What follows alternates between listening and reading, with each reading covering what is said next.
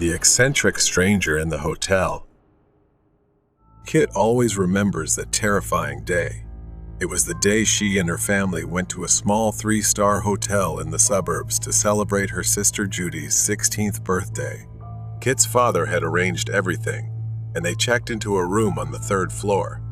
The hallway was dimly lit, and since there were not enough pillows in their room, Kit had to go down to the reception to ask for more. She locked the door and headed toward the elevator. That's when she saw him. At first, she didn't notice the man sitting in the corner of the hallway because it was so dark, just a shadowed figure sitting there. As she got closer, needing to pass him to reach the elevator, she could see him more clearly. His hair was disheveled, his coat was filthy and torn, and he was muttering to himself while holding a handful of small stones, counting them one by one. As Kit walked by, she accidentally locked eyes with his bloodshot gaze, and slowly, he gave her a deranged smile. She quickly averted her eyes and hurried to the elevator. She collected the pillows from the reception and stepped into the stairwell to return to her room. The memory of the encounter sent a shiver down her spine, filling her with anxiety. As the door opened on the 3rd floor, Kit's worst fear was confirmed. He was still sitting there, her face darkened with unease. He remained in the same spot, humming to himself as he toyed with the stones. Kit tried to walk quickly past him, but then she heard footsteps behind her. A sinking feeling hit her he was following her. She didn't dare look back again. The faster Kit walked, the quicker he followed. He began giggling, and the sound of the stones rattled throughout the hallway. She reached her sister Judy's door, but it was locked, and no one was inside. Kit didn't allow herself to stop. She sprinted straight to her parents' room. She pounded on the door frantically, nearly losing consciousness in her panic. She screamed, "Dad, please open the door," in utter desperation, but the man kept approaching. His arms reached out toward Kit as if to grab her. His long, filthy fingers were caked with dirt. Kit screamed again, tears streaming down her face. Suddenly, the man stopped. His demeanor changed. His head tilted as though he'd heard something strange. His eyes gleamed as he mumbled, "Dad," like the word meant something to him. Then he smiled a slow, eerie smile that made Kit's skin crawl, and he began to back away. He didn't turn around, didn't run, just slowly retreated while never taking his eyes off her, as if he was waiting, testing something with Kit. Finally, her parents opened the door, having heard Kit's screams. She rushed inside, tears streaming down her face in terror. Her father decided to search the hallway for the man. Strangely, he had vanished, disappearing quickly into the shadows. She couldn't sleep. The next morning, she was still trembling. As they went down for breakfast at the hotel, she was shocked to see 2 police cars parked outside. Her father was speaking with a police officer, his face serious. When he saw Kit, he called her over and asked her to tell the officers what she had seen the night before. She described the man in as much detail as she could. A family from the floor above had reported that their 7-year-old daughter was missing. The little girl had left her room late at night to get something from the vending machine, but never returned. The police checked the security footage, and there he was, the man Kit had seen, carrying the girl over his shoulder as he walked out of the hotel at 4 a.m. The girl appeared to be asleep, but the police believed she had been knocked unconscious. As the days went by, the memories lingered for Kit. She couldn't sleep, constantly imagining his figure sitting in the corner of her room. Even the smallest noise would send her into a panic, leaving her breathless with fear, and she no longer wanted to leave the house. Her parents eventually sought help from a therapist. The therapist explained to her that everything she was experiencing was normal after witnessing something so traumatic. It was a psychological injury, and Kit would need time to heal. As a witness, Kit followed the case closely. In the end, the case was closed without the police ever finding him. He was just a drifter, a predator. Kit wasn't sure if she'd ever be able to escape the memory of that night, but she knew she needed to move on and become stronger. Strange clown in the parking lot.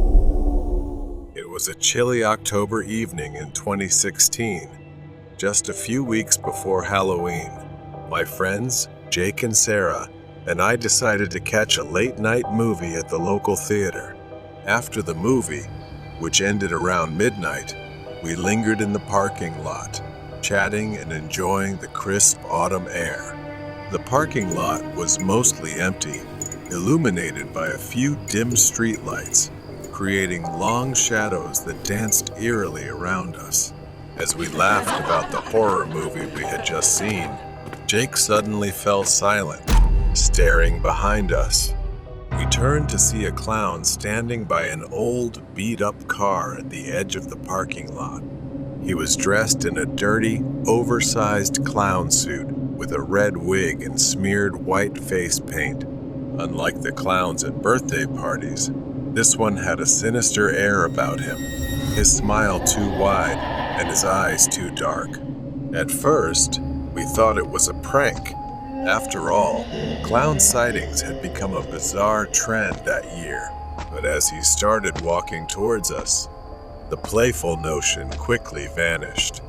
His movements were slow and deliberate, and in his gloved hand, he held a balloon that bobbed menacingly with each step. Nervously, we decided to head to Jake's car, which was parked a short distance away. We tried to act casual, but our pace quickened with each step. The clown followed, maintaining a steady, unnerving pace. My heart pounded as we reached the car and scrambled inside. Jake fumbled with the keys, his hands shaking. Just as we locked the doors, the clown reached the car. He leaned against the driver's side window, his face inches away from Jake's. He pressed the balloon against the glass and slowly dragged his finger down the window, leaving a streak in the condensation. We could see his eyes clearly now, cold and calculating.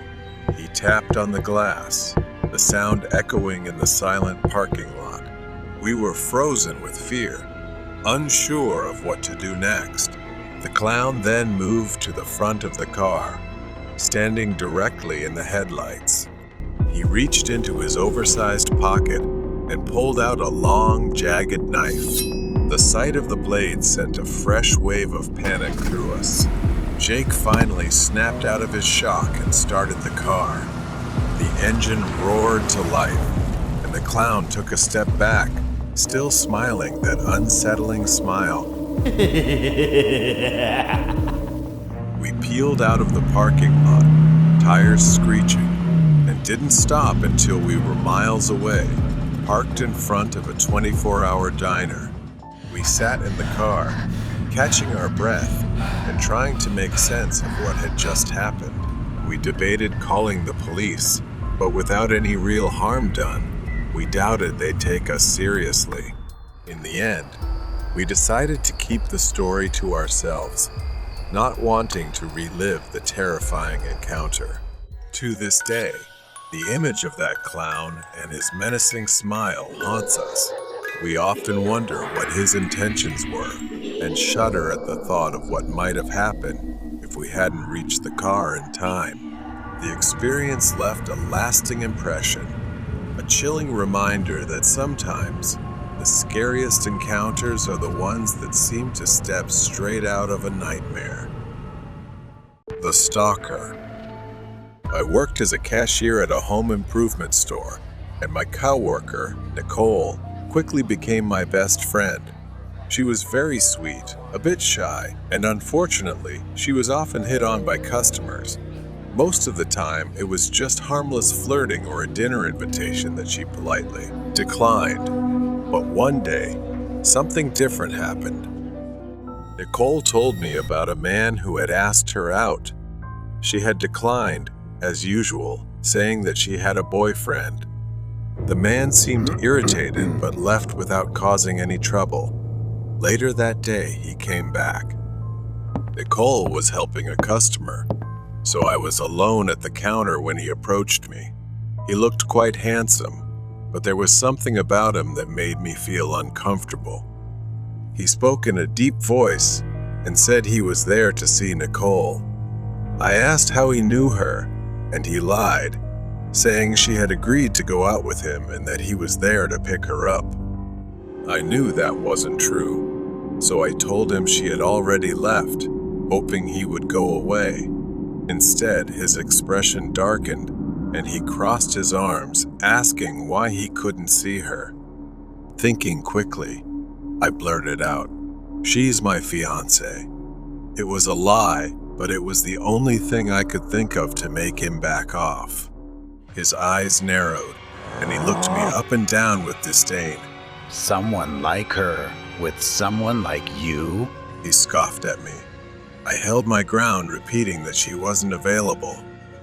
He stared at me for a long moment before turning and leaving. I told Nicole what happened when she came back, and she felt creeped out but also found the fiancé excuse quite amusing. We laughed about it, thinking it was over. But 2 weeks later, the man returned, this time after dark. Nicole and I were closing up when we heard a loud bang on the glass door. We both jumped, and there he was, pressing his face against the glass, his eyes wild. "We're closed," I told him, but he didn't move. Nicole shouted at him to go away, but he just stared at us, his breath fogging up the glass. He pointed at me, his eyes full of rage. He yelled, "I'm not here for her. I'm here for you. If I take out her husband, she'll be mine." My heart pounded as I realized he intended to kill me. I told Nicole to run to the manager's office and call the police.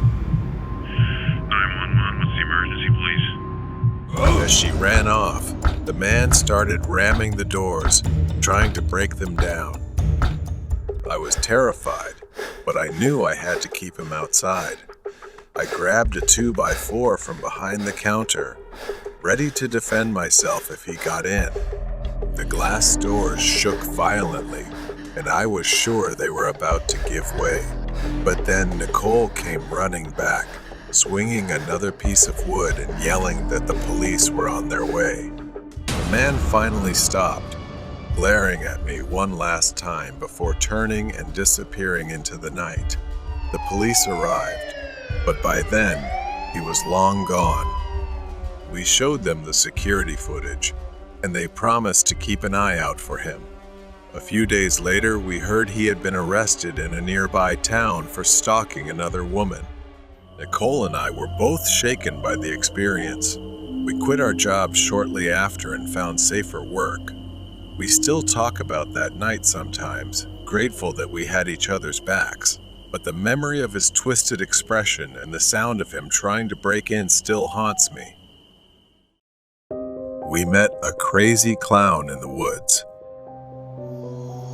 In the summer of 2016, amid bizarre clown sightings across the USA, I stayed at our friend Milo's house, which bordered a dense forest. After a day of movies and snacks, we felt restless and decided to take a late-night walk. Armed with flashlights, we ventured into the forest at 2 a.m., our conversation mingling with the sounds of the night. By 2:45 a.m., we reached a clearing with an old, creaky playground, until Milo pointed towards the old restroom building. There, partially illuminated by our flashlights, stood a man in a tattered blood red clown suit. Unlike the playful clowns from childhood, this one was menacing. His face was pale, with smudged makeup and a wide, eerie grin. His hair was a tangled mess of red and black. Paralyzed with fear, we watched as the clown stared at us, his head tilted to one side. Then, he started walking towards us, slow but deliberate. Panic surged through us, and we instinctively backed away, trying to decide whether to flee or confront the figure. Suddenly, the clown broke into a sprint. Help me! That was all the motivation we needed. We turned and ran as fast as we could back towards Milo's house, the forest path a blur beneath our feet. After what felt like an eternity, we burst out of the forest and onto the road in front of Milo's house. We glanced back and saw the clown standing at the forest's edge, partially illuminated by the streetlight. He had stopped running but was still watching us, his sinister grin visible even from a distance. In his hand, he held a big rusty axe. We didn't wait to see what he would do next. We bolted into Milo's house, slamming the door shut behind us. Milo's parents were out of town, so it was just the two of us, alone and terrified. We gathered in the living room, each of us trying to catch our breath and process what had just happened. Milo turned on the front door camera, and we watched the screen in tense silence. The clown appeared at the edge of the frame, walking slowly down the street towards the house. He stopped in front of the gate, looking around as if searching for something. My heart sank as he approached the front door, his gaze fixed on the camera. He leaned in close, his face filling the screen, and made a series of grotesque, mocking gestures. He waved the knife slowly before stepping back and disappearing down the street. We spent the rest of the night huddled together, too scared to sleep. The image of the clown's twisted grin and the knife haunted our thoughts.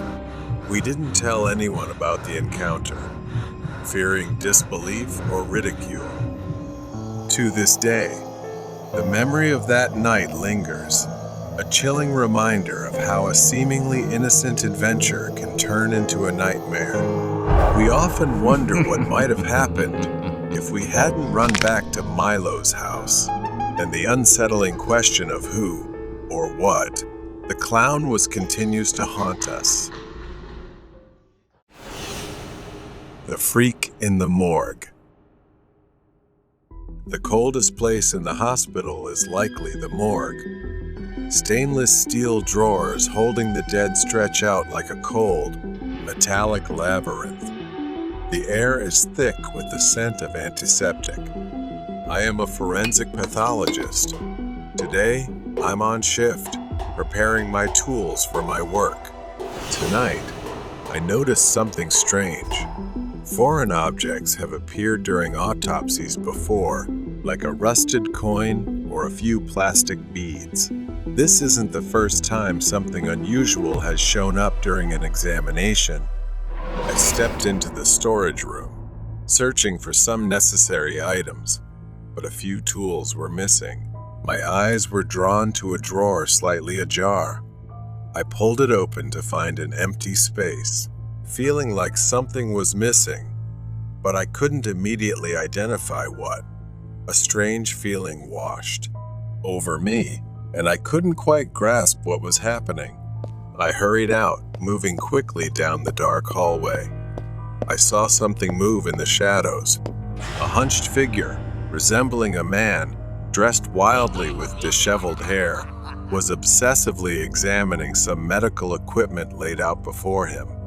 I couldn't believe my eyes. Horrified, I saw a clump of hair, a severed finger, and other small body parts. He held them as if worshiping and collecting them. I felt nauseous and disgusted by him, but I forced myself to stay because I knew I needed to do something.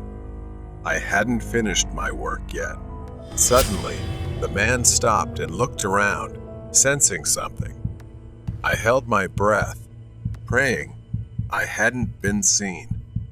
I rushed to the office, my hands trembling as I called the police, reporting the break-in and what I had witnessed. The dispatcher on the other end sounded shocked, but assured me that help was on the way. I hung up the phone, but I couldn't get that horrifying image out of my mind. Who was he? And what was he doing? Suddenly, while trying to find a place to hide, he spotted me and chased after me as if he wanted to make me his next victim, the next piece in his collection. I ran as fast as I could, desperately searching for a place to hide. Fortunately, the police arrived just in time, and perhaps he realized that it was no longer just the two of us. He became distracted, giving me a chance to escape. I managed to escape and crouched behind the desk, eyes fixed on the door, counting every second until the police arrived. The police burst in and found the intruder in a frenzy, as if he had lost his mind. He was caught off guard, his crazed eyes wide with panic. The officers quickly subdued him, wrestling him to the ground as he snarled and fought like a cornered animal. They handcuffed the man and began searching the area where he had been, uncovering his gruesome collection of stolen medical tools, body parts, and a disturbing array of personal items taken from the corpses. His twisted obsession and grotesque passion were fully revealed. I stepped out of the room, still trembling, as the police led the intruder away in handcuffs. The man glared at me with pure hatred. The morgue, once a place of routine and order, had become a site of horror, tainted by human depravity. As the first light of dawn broke, I stepped outside, knowing I had done the right thing and acted quickly. The dead had already suffered enough, and it would have been a tragedy if they were not kept intact. I turned back to the morgue, locking the door one last time. The memory of that night would haunt me, but it was over. I had survived the worst. Horror story: The Strange Man with Red Eyes.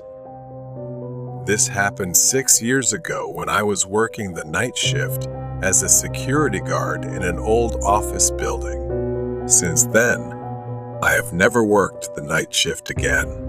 That night, the pale moonlight cast an eerie glow over the deserted scene, creating a chilling atmosphere. Around 3 a.m., I was doing my final patrol before ending my shift.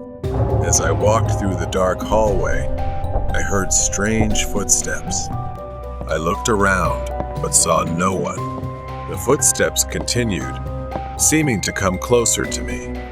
I started feeling uneasy, trying to stay calm and continue my work. But just as I reached the security room, the door suddenly opened.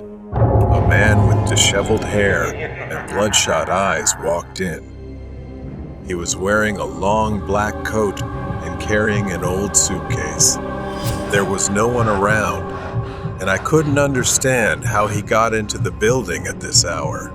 I swallowed nervously, trying to speak to him. Do you need any help? I asked, my voice trembling. The man didn't answer right away. He just stared at me for a long moment. Then he opened his mouth, his voice raspy like the wind through a crack in the door. I need to go to a very special place, a place you will never forget. I didn't understand his meaning, but I responded anyway. I can't leave the building during my shift. Can you specify the location? The man smiled in a strange way, his thin lips curling up. All right, take me to the basement.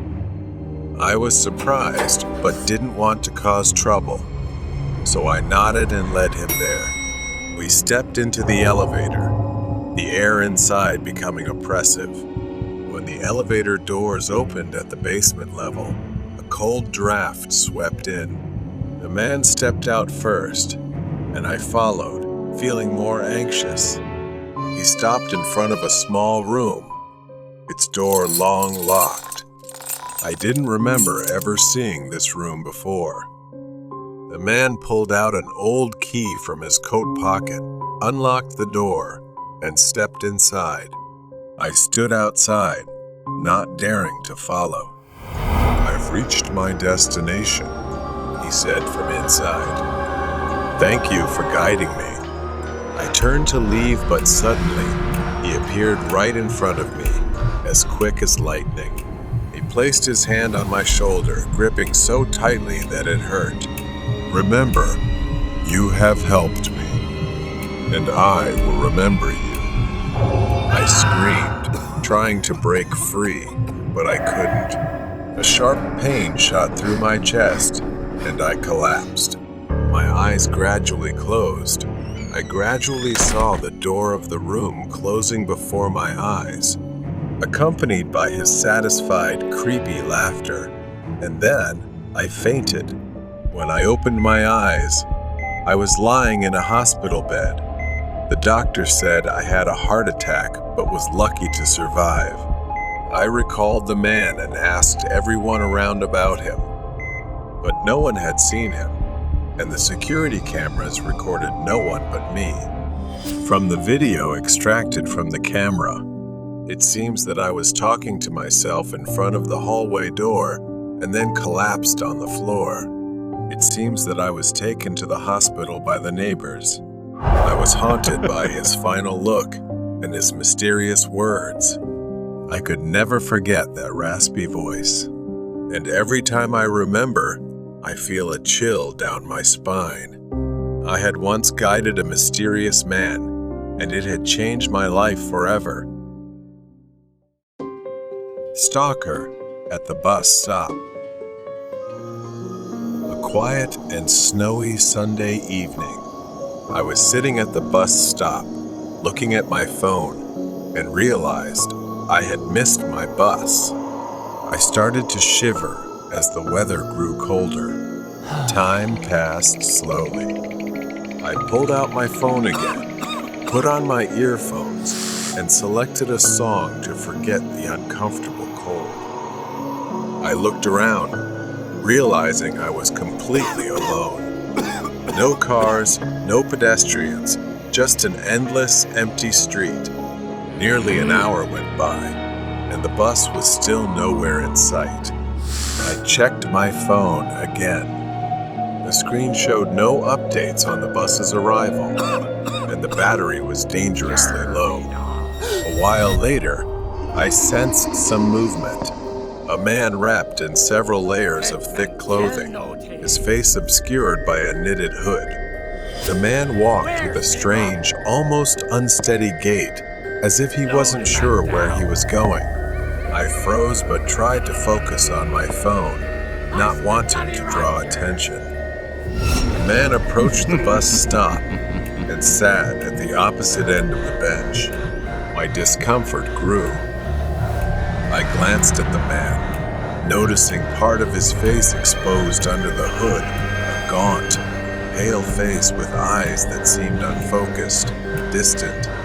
The man was muttering something to himself, his words slurred and incoherent. I shifted uncomfortably, sensing that something was off about this person. He moved closer, almost imperceptibly at first, but with each subtle shift, he inched toward me. My unease turned into panic as the man continued to slide closer, his gaze fixed on me in a strange, unsettling way.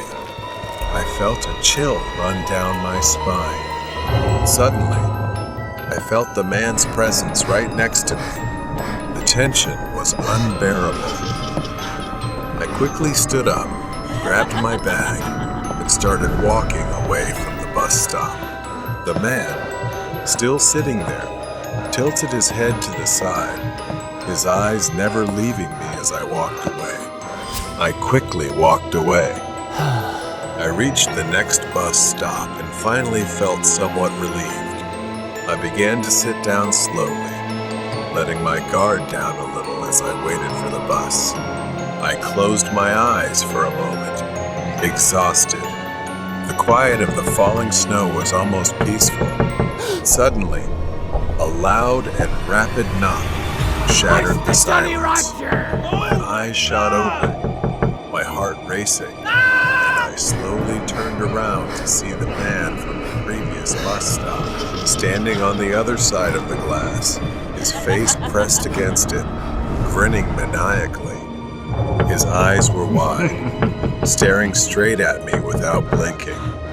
He kept knocking on the glass, his breath fogging up the surface. Panic flooded my body. I quickly stood up and backed away from the glass. The man began moving, circling around, his gait more erratic than before. His footsteps grew closer. I backed away, yelling at the man to stay away. However, the man was undeterred. He raised his hand, reaching out as if to do something to me. Luckily, I reacted just in time, darting off the sidewalk as the man lunged toward me. In a strange, inexplicable way, he slipped forward, his face slamming hard into the cold, icy wind. The sound was horrifying. I stood there, frozen, trying to make sense of what had just happened. It was so bizarre. I watched in horror as blood began to pool around the man's face, staining the snow with a deep red. My mind raced as I tried to process what had just occurred. I crouched down, attempting to get a response from him, but there was none. I sat down on the curb, my hands trembling as I pulled out my phone and called for help. The snow continued to fall, turning this bus stop into a place of horror and dread for me. The flashing lights of the ambulance and police car pierced through the night. Paramedics rushed to the man's side, but it was clear that something was very wrong with him. As the paramedics searched the man's belongings, they found a photograph in his wallet, a picture of the man with a boy who looked eerily similar to me.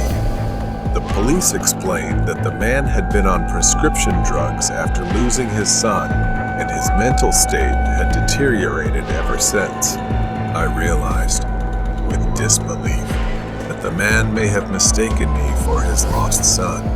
A few days later, I took my driving test. As I drove, I glanced down the road where the bus stop was in the distance, the events of that night still haunting me deeply. I couldn't shake the sorrow of the man's grief and the terrifying experience that had unfolded. Horror Story Nightwalkers. I used to work at a small hotel on the edge of town. The hotel was quite peaceful, nestled between dense woods and a long, deserted road. After a hurricane swept through the town, business slowed down significantly. I worked the night shift from 6 o'clock p.m. to 2 o'clock a.m., often without seeing anyone for hours. The only sound in the empty lobby was the ticking of the old clock on the wall. One night, I was sitting in the break room, sipping warm coffee and watching the security monitors when I heard a deep voice call out from the lobby. I got up and went to the front desk. There was a man standing on the other side of the glass partition. He was tall, with wild hair and a strange, jittery energy about him. He asked for some towels, so I handed them to him through the opening under the glass. He grabbed them with such force that it made me flinch, and then he left without saying another word. Curious, I watched him on the security monitor as he walked down the hallway, rubbing the towels against his face and neck. It was bizarre, but I shrugged it off and returned to the break room. About 10 minutes later, I heard his voice again. This time, he was back at the front desk, banging on the glass. "My key card isn't working," he shouted. I asked for his room number, but he responded strangely, saying something like 2C Pui, which didn't match our room numbering system. When I told him that, his demeanor changed. He leaned close to the glass, his eyes wide and wild. "I'm going to kill you," he said with a cold smile. I froze as he repeated it, louder each time, until he was nearly screaming. I grabbed the phone and dialed 911, shouting at him that the police were on their way. He stared at me with that twisted smile, mocking me as I spoke to the dispatcher. Finally, he left the hotel, disappearing into the night. I was shaken but relieved that he was gone. I decided to stay in the lobby for the rest of my shift. When my relief arrived at 2:00 a.m., I hurried outside, eager to get home. The cold night air bit at my skin as I walked through the empty parking lot. Suddenly, I heard a noise behind me, like someone walking on tiptoes. I turned around, and there he was, hiding behind a car. Oh my God! His eyes followed me from the shadows, and he whispered, "I'm going to kill you." Panic surged through me. I looked around, trying to decide what to do. My only chance was to run to the nearest house with a light on. I sprinted to the door and pounded on it, screaming for help. Just as he grabbed me from behind, the door flew open, and the homeowner shouted, scaring him off. I collapsed in relief as the homeowner called the police. The police arrived, but he had already disappeared. I identified him on the security footage, but they never caught him. To this day, I still wonder if he's out there, lurking in the shadows, waiting for another chance. Hide and seek in an abandoned house. Today, I decided to ignore my parents' warnings and meet up with my friends to play hide and seek in the old abandoned house near the woods. I remember everything clearly: the musty air, the creaking floors, and the thrill that washed over me as we sneaked into the dilapidated building. Jack, Rian, Lexi, and I.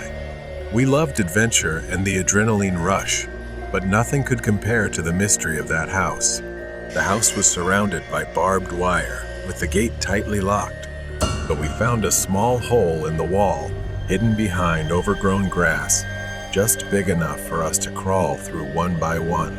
As soon as I stepped inside, I felt something was off, but I couldn't pinpoint what it was. We decided to play hide and seek.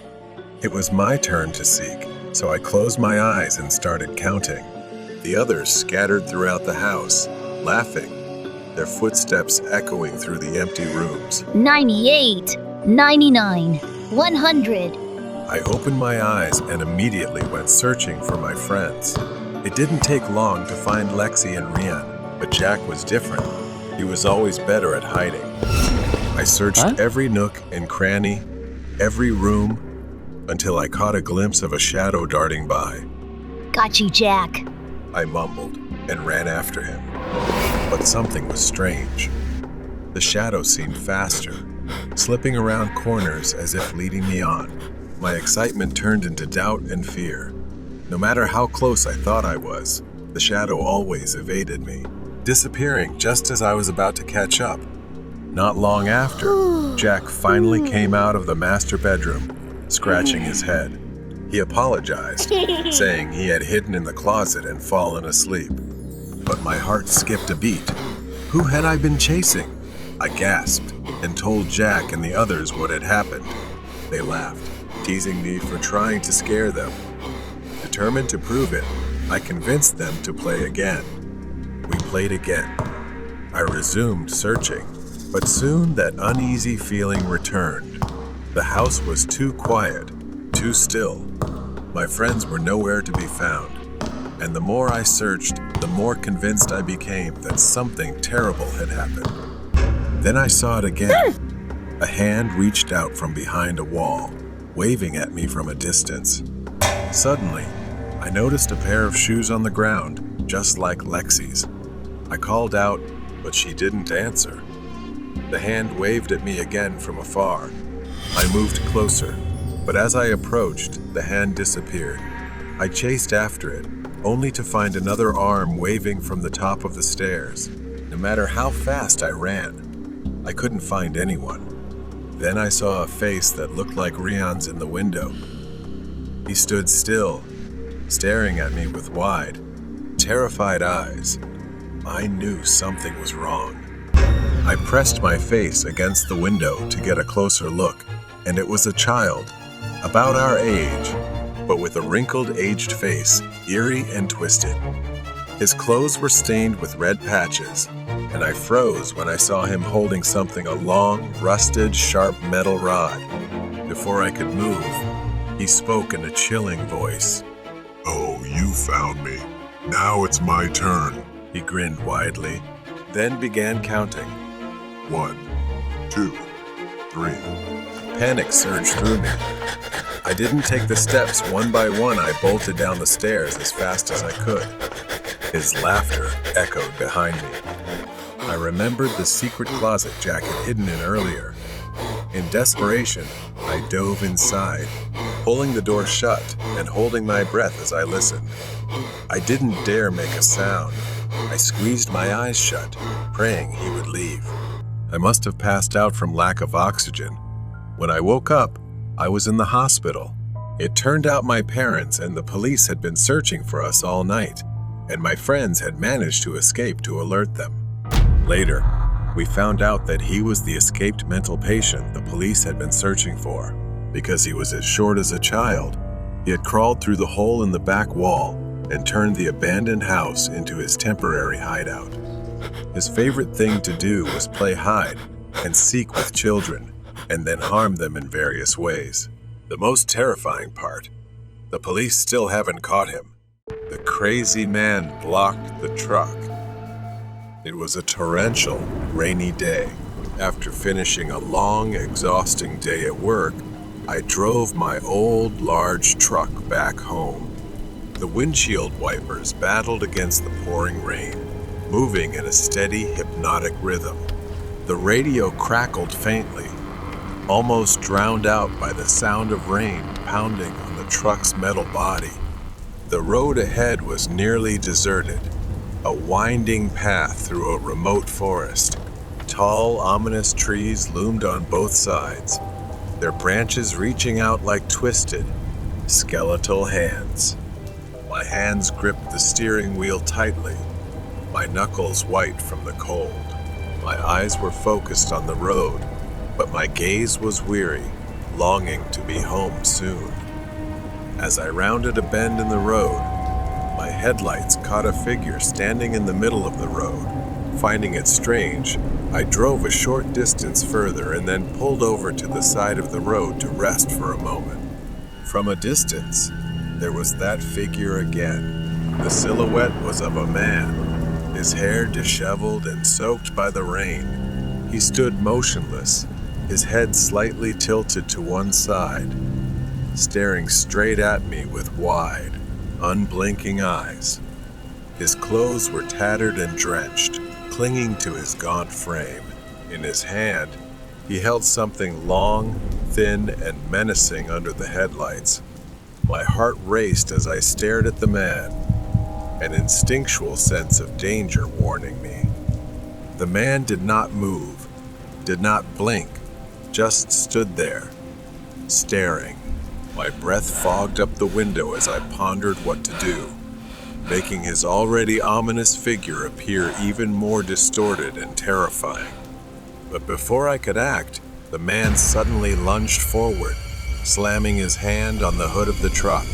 The force of the impact made me jump out of my seat, my heart pounding. The man's face was now just inches from the windshield. His eyes were wild and bloodshot. I recoiled in horror as I realized the object in his hand was a long, sharp needle, attached to a syringe filled with a murky yellow liquid. The man's mouth curled into a deranged smile, revealing yellowed and cracked teeth. He lifted the needle, tapping it lightly with his finger as if preparing to use it. He fumbled with the door lock, as if deliberately trying to frighten me. The rain outside seemed to grow louder, darkening the scene with a rising sense of dread. The man moved with terrifying speed. He lunged at the side door, yanking it open with astonishing strength. I could barely think, and there was no time to react before the man lunged at me. The syringe was raised, aimed straight at my neck. I struggled, adrenaline surging through my veins as I tried to push the man away, but his grip was like iron, his strength fueled by madness. My mind was a whirlwind of fear and confusion. Who was this man? What did he want? Why was he doing this? The questions swirled in my head, but there were no answers, only a desperate need to survive. The man giggled, a high-pitched, maniacal sound. The needle inched closer.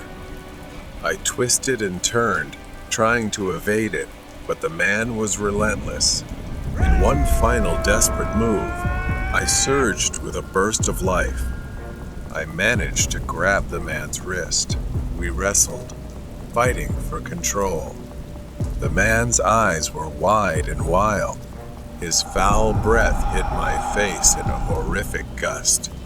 With gritted teeth, I mustered all my remaining strength and shoved the man back with a powerful force, sending him tumbling backward. The syringe fell to the ground, the needle shattering upon impact, the liquid inside spilling out and mixing with the rain. I slammed the door shut and locked it, breathing heavily, tense with fear. I watched as the man staggered to his feet. He let out a frustrated scream, his voice echoing through the empty forest. I didn't wait to see what he would do next. I quickly shifted the truck into gear and hit the gas, the truck speeding away from the deranged man. Exhausted and shaken from the struggle, I drove in silence, quickly contacting the police about the incident and heading straight to the hospital. The man's wild eyes, his maniacal grin, the syringe filled with that strange liquid, they all haunted my mind. After the police investigated, they finally apprehended him and placed him in custody for psychiatric treatment. It turned out he wasn't just targeting me. He was after others as well, all as part of the twisted pleasure of a deranged mind. Take the wrong Uber driver. It was late November, and we had a small party. I stumbled out of the bar into the freezing cold air. I stood on the sidewalk, the world around me spinning slightly, my mind foggy from the alcohol. My friends stayed behind, eager to celebrate a little longer, but I had a flight to catch the next morning. I needed to pack. I needed to sleep, so I booked an Uber to take me home. I opened the app, and luckily, a driver accepted almost instantly. The app showed it would arrive in 4 minutes. Then, a car pulled up. The car's headlights flashed at me. From a distance, I thought I saw someone wave at me from the window. I was tired, and maybe my app was just glitching. The driver must have arrived early, that's all. Without thinking much, I stumbled into the car. Inside, the car smelled faintly of old cigarettes, and the seat creaked beneath me. I glanced at the driver in the front seat. He didn't look back at me, didn't say a word. He didn't even confirm my name. I just wanted to get home. I muttered my address and leaned back in the seat. It was then that I noticed the GPS on his dashboard was turned off. I was startled. Why hadn't he entered my address into his GPS? Everyone uses GPS for Uber, even drivers familiar with the area. I watched him drive, hoping he just knew the route well. The car sped down the street, but something felt off. This wasn't the way to my dorm. I nervously told him. I think you're going the wrong way. My school is in the opposite direction. For a moment, he didn't respond. Then, he glanced in the rearview mirror and nodded, but he didn't turn the car around. He just kept driving. I started to panic. Where was he taking me? The car stopped in front of a rundown office building. The street was deserted. Why had he stopped here?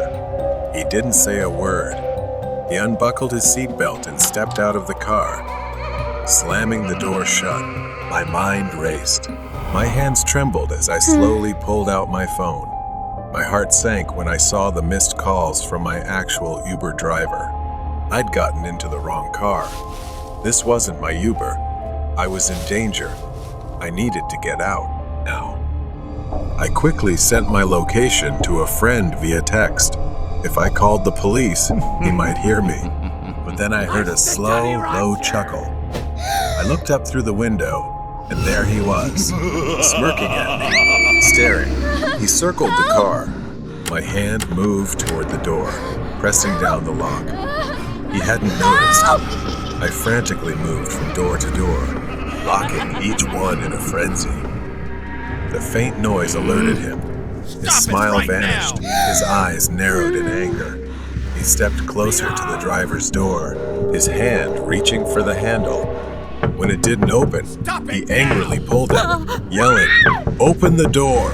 I knew I only had a few seconds left. Desperate, not waiting any longer, I grabbed my phone and dialed 911, hoping they could get there faster. I didn't get a chance to speak. The sound of glass shattering stopped me, and I screamed as I saw him punch the window with his bare hand, glass flying everywhere. His arm pushed through the broken window.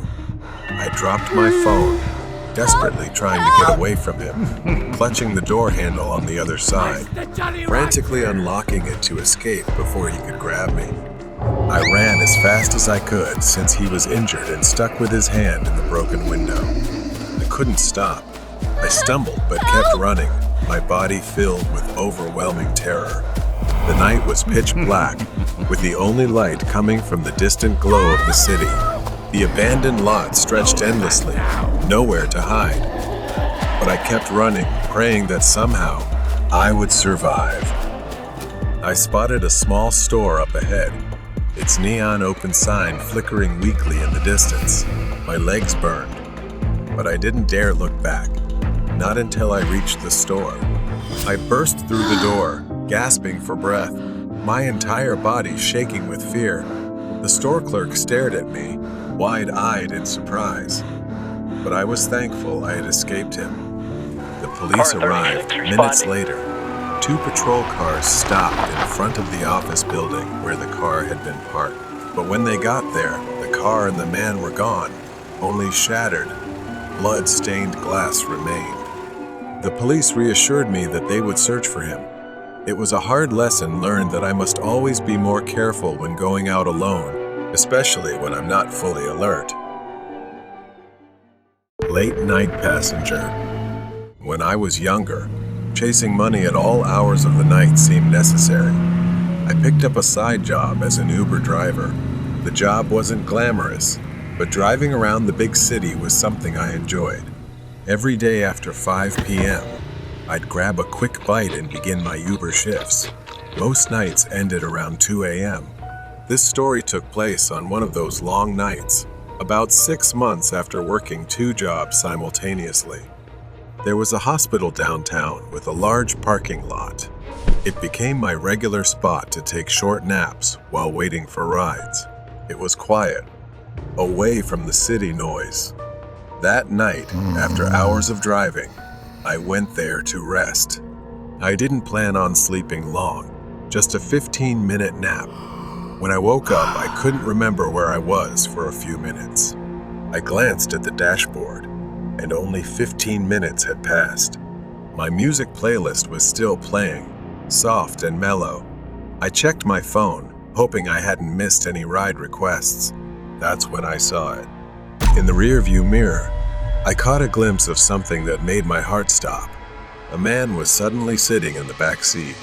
He was right behind me, just staring. Then he smiled, a creepy, unsettling grin. I turned to face him, and sure enough, he was there.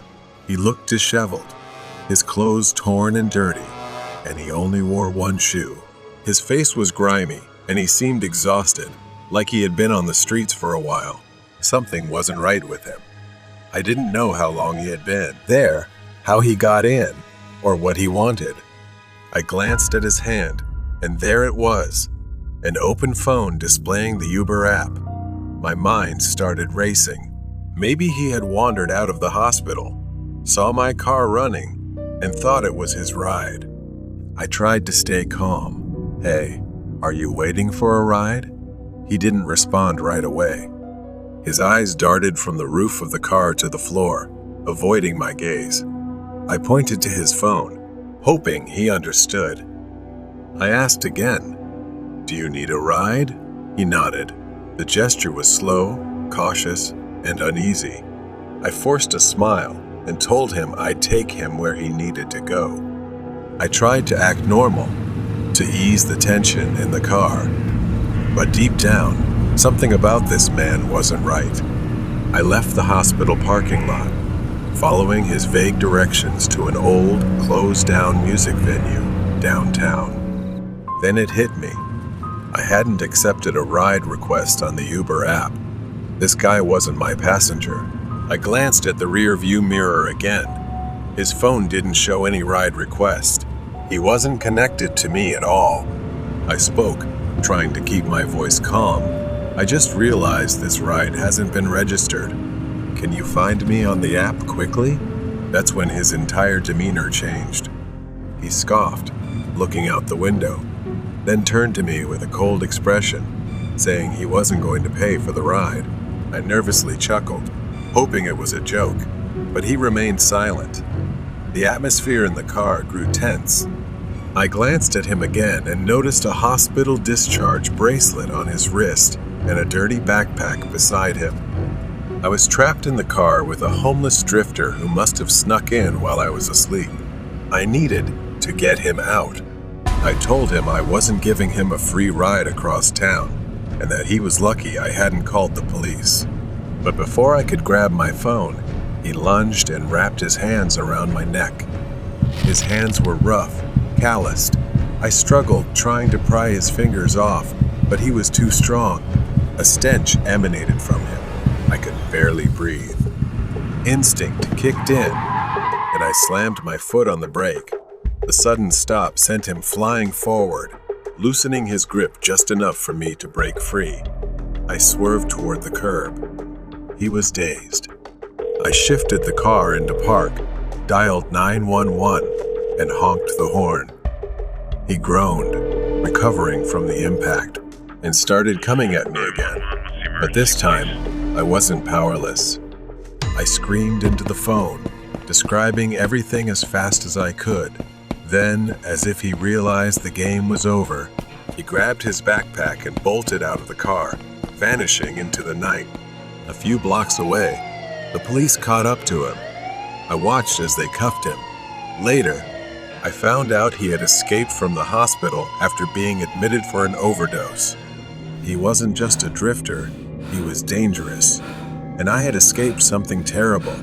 As the night came to a close, the only thought in my mind was, I'll never forget to lock my car doors again.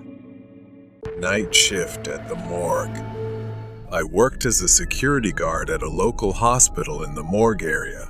The place often experienced break-ins by a few addicts trying to experiment with some strange chemicals stored in the lab, and eventually it became their final resting place.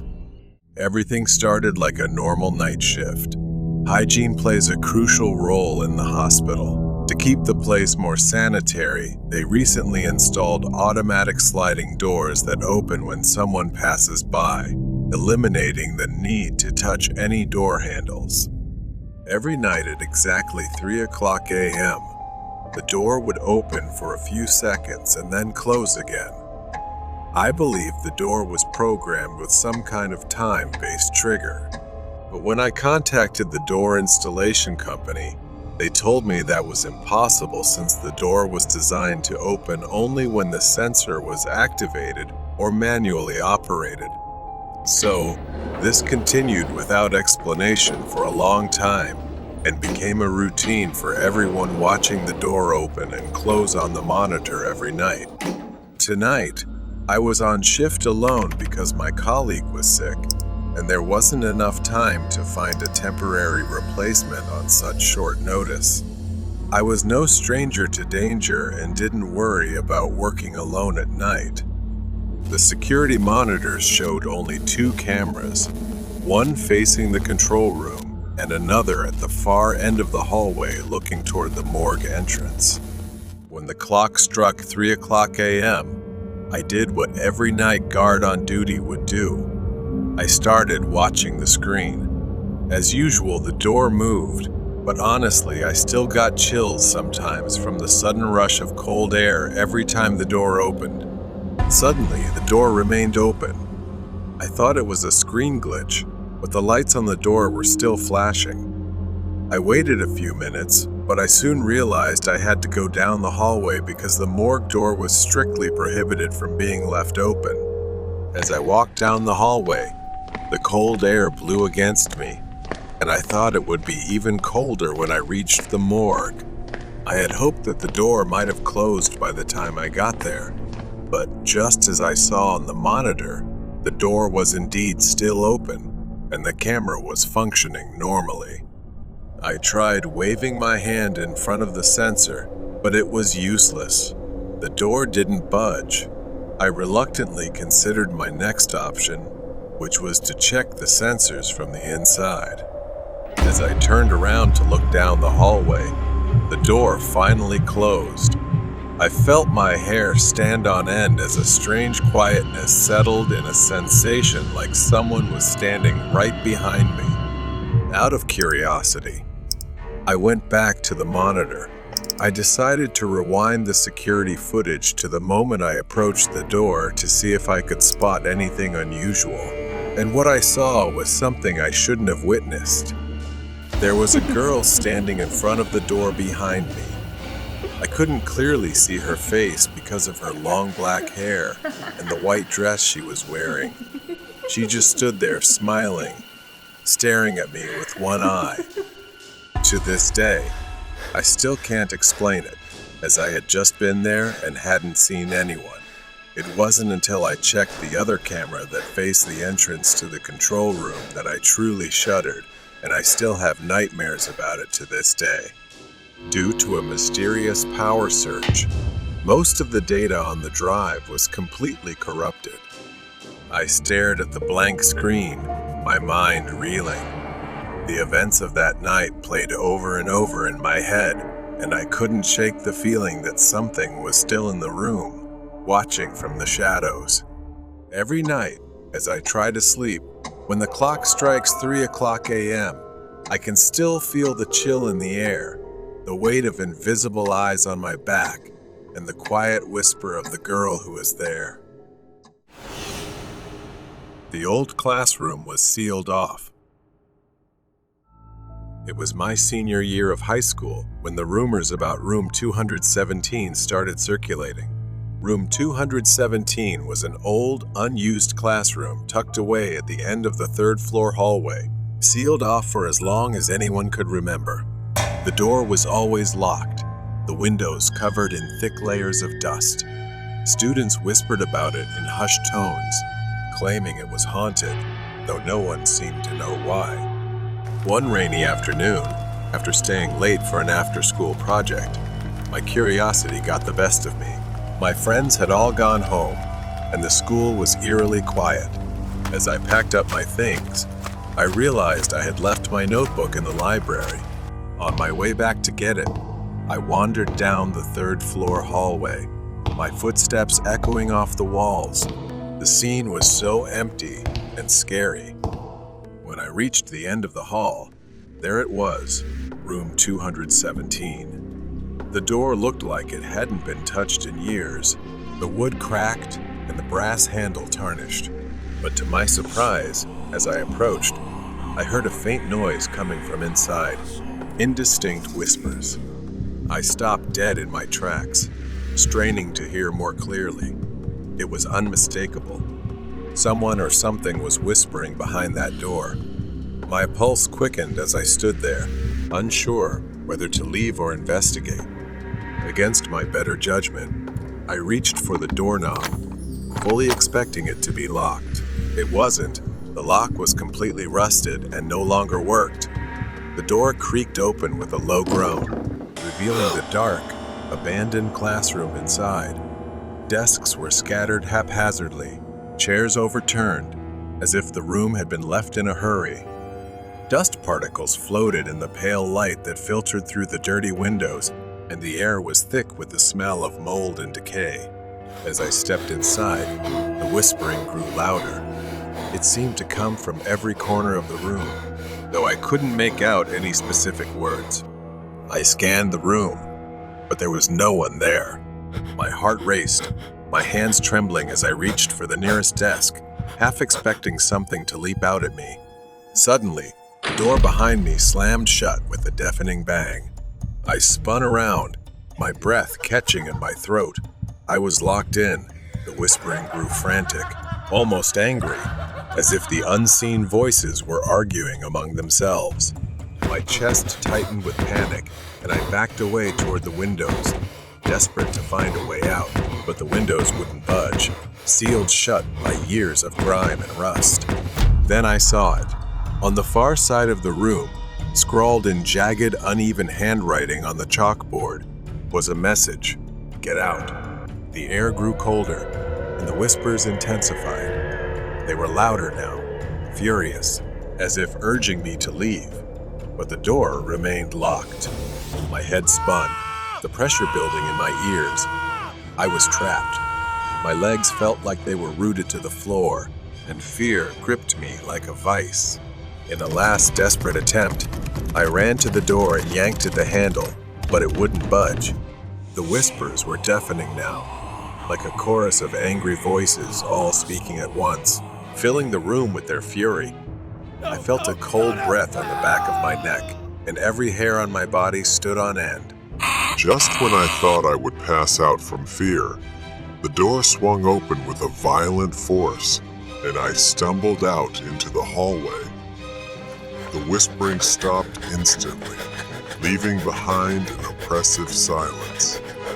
I didn't look back. I ran down the stairs, out of the building, and straight home without stopping. The next day, I told a teacher what had happened, hoping they would check the room. But when we returned to room 217, the door was locked once more, and the classroom looked undisturbed. No one believed my story. For the rest of the year, I avoided the third floor altogether. But even now, years later, I still hear the whispers in my nightmares. Something was in that room, something that wanted me gone, and I'll never forget the terror that filled my heart in the whispering classroom. Horror Story Red Bracelet. I have worked at the hospital for 10 years, something I am very proud of. Most people I meet here have an average working time of just 1 year. The shortest time someone stayed was 1 week. Working here is not easy. They say staff are cursed if they do something wrong. Lights fall on people's heads, they slip on completely dry floors, and fires frequently break out. Patients sometimes become inexplicably violent. No matter how many times they inspect the building or add security staff, the employees always seem to be targeted by bad luck. Even after many years here, I don't know why, but I don't believe in that. I just try to do my best at work. Since working here, nothing unfortunate has ever happened to me. Sometimes I hear strange noises, but they are insignificant. I've gotten used to it and become resilient. One night after a late shift, I stepped into the elevator and immediately pressed the close button to slowly descend to the lobby from the 11th floor, alone. When it reached the 9th floor, the door opened. Reflexively, I reached out to press the close button but stopped when I saw someone standing there. It was a beautiful young girl I had never seen before, probably a new intern. Something about her made me want to talk and ask about her work. I placed my arm in the door to let her in. I asked if she was new. She shyly nodded without saying anything. I was very happy to get to know her. I saw her name tag. Her name was Ilsa. Every night after that, after my shift, at the same time on the 9th floor, Ilsa would be standing there waiting. This surprised me, but I thought it was just a coincidence. She didn't say anything, just bowed her head shy. For the first time in a long while, I decided to open up and make a new friend. One night, while going down in the elevator, as expected, the door opened on the 9th floor where Ilsa was waiting to get in. I decided to ask if she would like to have a drink with me. As soon as she stepped in, she heard a loud noise at the end of the hallway. Both of us looked out. From the corner of the hallway, a dark figure of a man appeared. He was tall, limping, and heading straight for the elevator. Wait! The man called out, "And now." She immediately reached out her hand to hold the door. The man sped up and shouted, "Help me! Help!" As the man got closer, my stomach began to churn. Wait, something wasn't right with me. The man was now just a few steps away from the elevator. He waved at us, revealing a red wristband that was bleeding. I immediately pulled Ilsa back and closed the elevator door. He pounded on the door continuously. I recalled the cold, clinical atmosphere of the morgue. The bodies lay on metal slabs, each with a red wristband. The image of a young girl's lifeless hand, limp from the weight of the wristband, flashed through his mind. His heart pounded, a mix of confusion and fear. The elevator swayed, bringing Jazz back to the present. He looked at Ilsa again. She slowly and coldly said, Why did you do that? Why didn't you help him? I replied, I couldn't help him. He was wearing a red wristband, which is only for the deceased in the morgue. She didn't speak. Then suddenly, she pressed the button to go down to the warehouse basement. Even I rarely go down there alone. I followed Ilsa down a narrow, dark corridor he hadn't noticed before. The walls were adorned with old, faded photos of patients and staff, all wearing red wristbands. The air grew colder. Then her hand fell down, revealing a red wristband. Her back was covered in numerous torn shirt marks. I froze, wondering what this was. Dizzy, dreaming perhaps. I started screaming loudly, and she gave me a horrifying smile. At that moment, all I could do was run for my life, and she kept slowly following me. When I reached the elevator door, I pressed the button frantically, uncontrollably. But the elevator didn't open. My breathing was so rapid I couldn't control it. I just stood there, eyes closed, praying. I held my breath because she was only a few meters behind me, walking slowly. Without waiting any longer, I had to find the emergency exit to run up to the first floor. I ran like I had never run before. Thank God I escaped that dreadful, terrifying place. I might have stayed there too long. It was probably time to leave. The next day, I quit my job.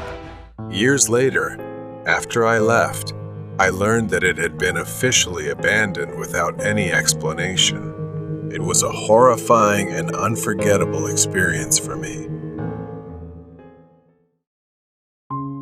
My name is Tom. I am the eldest child in the family and have a younger sister. That's 10-year-old Lisa, and we had to stay home alone while our parents went to a company event with their colleagues. Our house was located on the outskirts of town, surrounded by dense forest, and the nearest neighbor was at least a mile away. Lisa and I stayed up late watching movies until around midnight. We had just finished watching an episode of Friends when we heard a loud crash coming from the kitchen.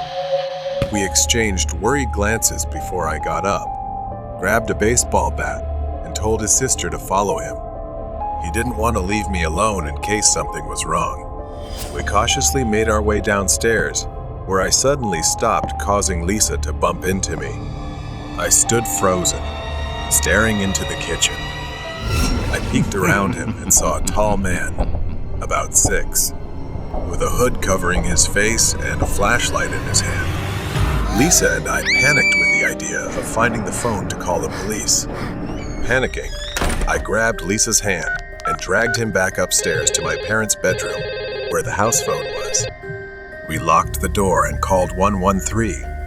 I could hear the intruder's footsteps slowly approaching the stairs. Tom stayed on the phone with the police, describing our situation, while I watched the door handle turn slowly. Suddenly, the man began pounding on the door, shouting, "Let me in! I won't hurt you, I promise." I shouted back. Go away! The police are on their way. The pounding continued, and the door began to shake violently. Lisa looked at me and signaled for us to escape through the window.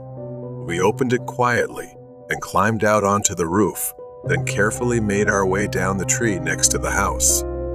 We ran into the woods and hid behind a large boulder, our hearts pounding in our chests. Minutes felt like hours as we waited. We heard the distant sound of police sirens, and soon after, saw flashing lights approaching our house. The intruder must have heard them too, because he bolted from the house and disappeared into the forest.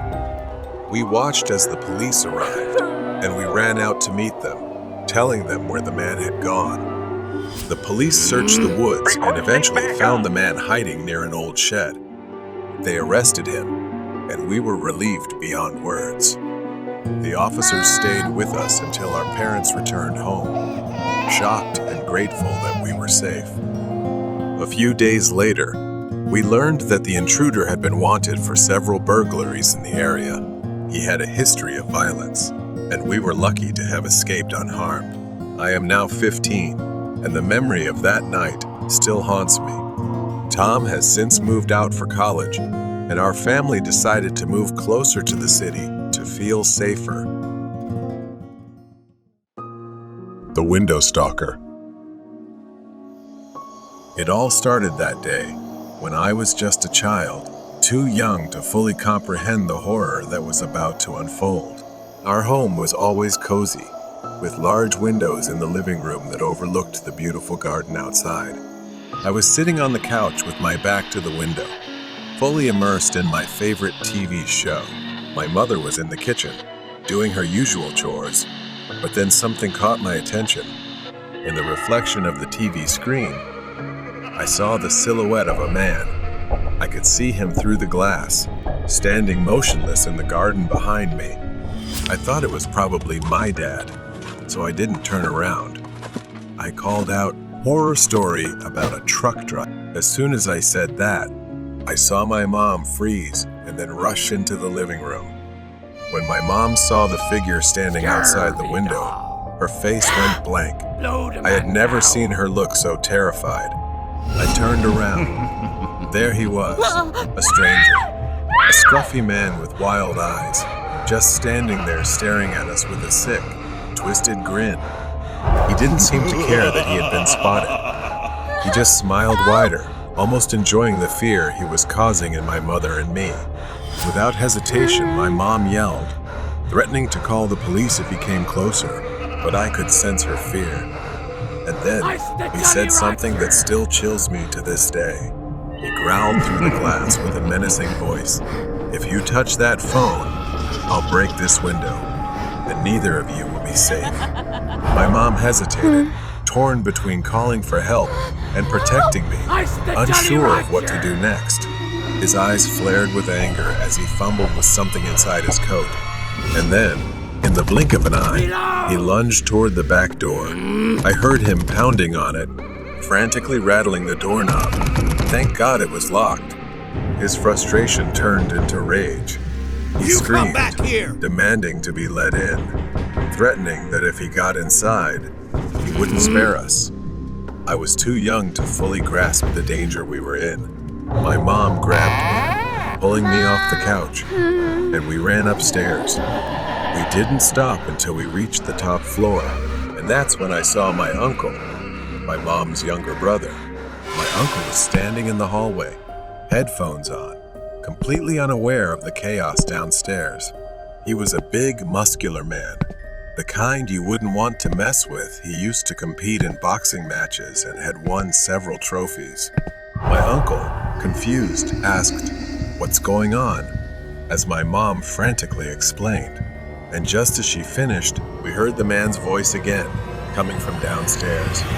His voice echoed through the house, saying, "The boogeyman is coming to get you." Those words were etched into my memory. My uncle heard it and told us to lock ourselves in the bathroom and call the police. My mom pulled me into the bathroom, locked the door as instructed, and called 911. I could hear the man downstairs, his voice growing more erratic. Then, the sound of glass shattering echoed throughout the house. My mom and I held our breath, frozen in fear, waiting for what felt like an eternity for something to happen. We waited and prayed that it was over. Footsteps echoed up the stairs. We braced ourselves, fearing the worst. My uncle slowly stepped out of his hiding spot, waiting for the perfect moment to tackle the man, relying on his sharp reflexes as a seasoned boxer. He didn't hold back and swiftly disarmed the man. My uncle saved us.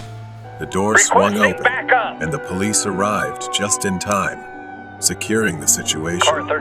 They arrested the man and informed us that he was a dangerous criminal they had been hunting for some time. That day changed everything. My mom never felt comfortable being alone again and always looked over her shoulder at the windows. If it hadn't been for my uncle, I don't know what would have happened. I still shudder when I think about it. Headless bus passenger. Late at night, the university campus was eerily quiet and shrouded in darkness. Kala hurried toward the campus bus stop after a long evening of studying. The long, empty street was lit by only a few dim streetlights. There was only one bus left at the stop, its headlights cutting through the cold, misty air. She boarded the bus, her eyes briefly glancing at the driver, a man well into his years, his face lined with deep wrinkles and dark, unreadable eyes. Kala sat in the middle of the bus, trying to relax, but she suddenly sensed something strange. Through the rearview mirror, she realized the driver was staring at her intently. His eyes never left her, as if he was searching for something on her face. After a few minutes, she began to feel something was wrong. The route they were taking was unfamiliar. Instead of heading toward her dormitory, they were drifting into a desolate area where thick darkness swallowed everything. She leaned over, peering out the window, looking around in growing confusion. Kala turned to remind the driver about her destination, but he didn't respond. His eyes were no longer on the mirror, but fixed straight ahead. He pressed on the gas, speeding up, ignoring the narrow, winding roads.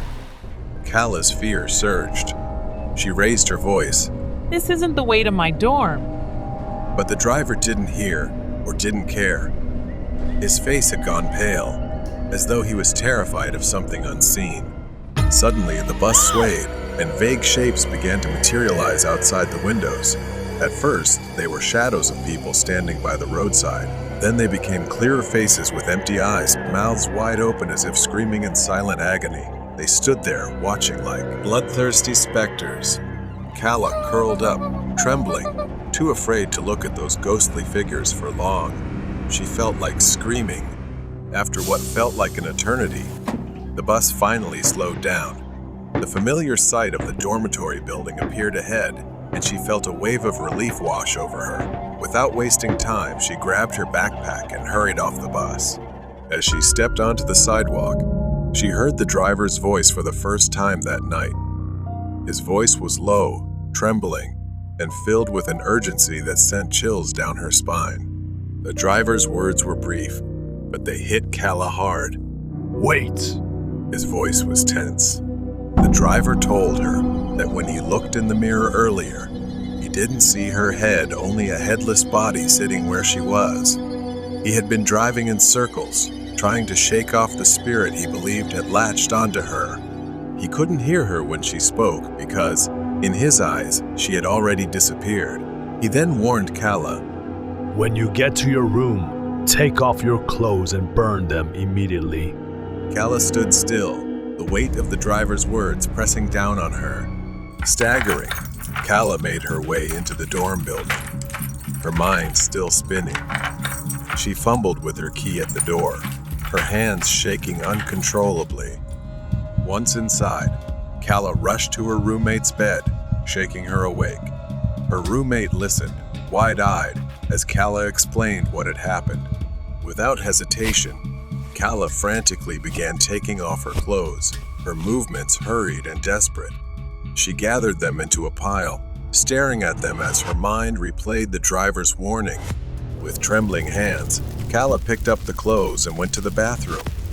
She struck a match and dropped it onto the pile of fabric. The flames quickly consumed the clothes. But had it really ended? She returned to her room, exhausted, lying down on her bed, but unable to shake off the lingering terror. The room was silent. Only the sound of her and her roommate's breathing filled the space. The next morning, sunlight poured in, as if to dispel the previous night's fear, but unease still clung to her. She stood before the mirror, seeing herself clearly. Her head, her eyes, and her entire body, but her gaze was far from peaceful. She couldn't erase from her mind the image the driver described the moment when he didn't see her head in the mirror. The darkness from the night before still lingered in her thoughts, as if waiting for a moment of weakness to return. She knew her life would never be the same. The haunting memory of being headless and the spirit the driver had tried to divert would forever follow her, reminding her that terrifying things exist right next to us in the most unexpected moments. The mysterious camp. I am a camping enthusiast. On this 2-day trip to the forest near my home, I went camping with my longtime companion Ring, the dog that has been with me for a long time. But I realized I was not as alone as I thought. It was in November. The daytime weather was quite warm, but it was quite cold at night. As always, I brought all the camping gear I had. Since it was close to the lake, I also brought a fishing rod to fish.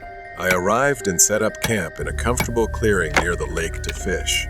While fishing, Ring kept looking into the forest, and his tail was wagging as if he had discovered something. I thought it was probably some small animals that he saw or heard. Ring is very well trained and will not run off without my command. After about an hour of fishing, we walked around the lake. On the other side of the lake, I saw a few people walking into the forest. They were too far away to be sure, but they really looked like humans. We quickly returned to the camp. When I got back to the camp, I saw the tent zipper was open. Someone had entered my tent, but nothing was missing. Not that there was much to take besides the campfire and fishing gear. But I knew I was right. They were a group of people. The thought of them sneaking into my tent without permission made me quite creepy. To be safe, I spent the next hour moving my camp to a different location further down the lake. Then I started chopping wood to light a fire. When the fire was burning, I fed Ring and then warmed up the food for dinner. Ring continued barking into the forest. By then, it was dark, and I couldn't see anything except the firelight. I looked into the darkness with a sense of fear. With that thought, I brought Ring into the tent and extinguished the fire. I crawled into my sleeping bag, and with the reading light beside me, I was reading my novel. Ring's ears kept twitching as he heard things that I couldn't hear. He kept looking around and started growling. I imagined someone out there in the darkness, scarier than a bear. Eventually, Ring calmed down and put his head down. I felt uneasy and wanted the night to pass quickly, so I turned off the light and went to sleep. I woke up a few hours later to the sound of growling and howling. I told Ring to be quiet. I listened and heard someone whistling, the kind of whistle you do to get a dog's attention. Someone was really out there at my camp in the thick darkness, and I was terrified. Then there were footsteps coming closer to the tent until they were right outside and then stopped. Ring howled madly, and I held him tight to keep him quiet without saying anything. There was no crackling fire, just absolute silence except for the wind. Looking towards the tent's zipper, I tried to deepen my voice and commanded and shouted, "You'd better get out of here, don't come any closer," then threatened them with my emergency flare gun. The footsteps moved away from the tent, slow and heavy. I couldn't sleep after that, but I was too scared to leave the tent and pack up in the dark. Then from a distance, the scream of a woman echoed for miles. It sounded like a woman really screaming for her life. That was the last straw. I grabbed my life quickly, put on my shoes, grabbed a flashlight, and ran. I sprinted until I reached my truck. I slept in the truck that night, and at dawn, I went back to the forest with Ring to pack up the camp.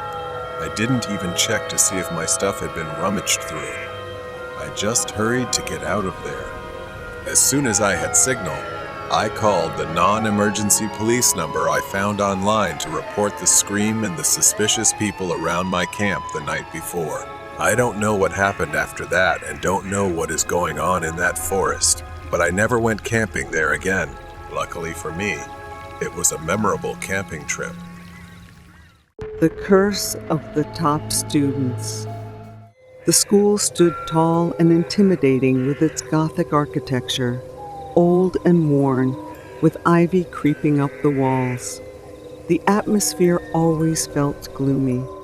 The walls were adorned with old portraits of past headmasters and notable students, their eyes seemingly following anyone who passed by. The floor creaked with every step. Elena, a studious girl in her late teens, was seated at a desk near the back of the classroom, immersed in a book. The room was empty except for her, and the silence was suffocating. The school had a bookshelf dedicated to the history and legends of the school over the years. It was quite large and sparked her curiosity to learn more. Elena searched through the archives, looking for information about a mysterious curse she had heard rumors about.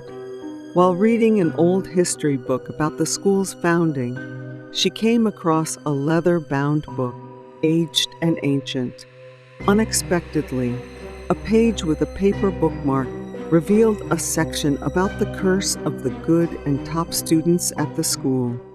Years ago, the school had been plagued by a series of unexplained events. The top students began disappearing under mysterious circumstances, their academic excellence seemingly attracting a dark force. Shadows moved on their own, and strange whispers filled the hallways. Elena read about how the curse started with a student who made a pact with an unknown entity to achieve academic success. The price was their soul, and the curse had haunted the school ever since. Elena left school to go home. She started to feel scared because she was one of the top students at the school.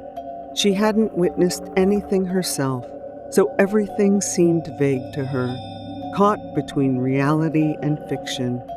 As she descended the stairs, the eyes of the portrait seemed to follow her, glowing faintly and eerily in the light. Elena entered the bathroom to splash water on her face, trying to shake off the feeling of being watched. She looked up into the mirror and saw a shadowy figure standing behind her. She spun around, but the bathroom was empty. Her breathing became rapid, and she quickly left. Elena sought refuge in the science lab, hoping to find a logical explanation for the strange events. As she flipped through a textbook, the lights flickered and went out. She heard a low growl and saw beakers and test tubes rattling on their own. A cold breeze brushed past her, sending shivers down her spine. Panic. Elena ran down the hallway, her footsteps echoing loudly.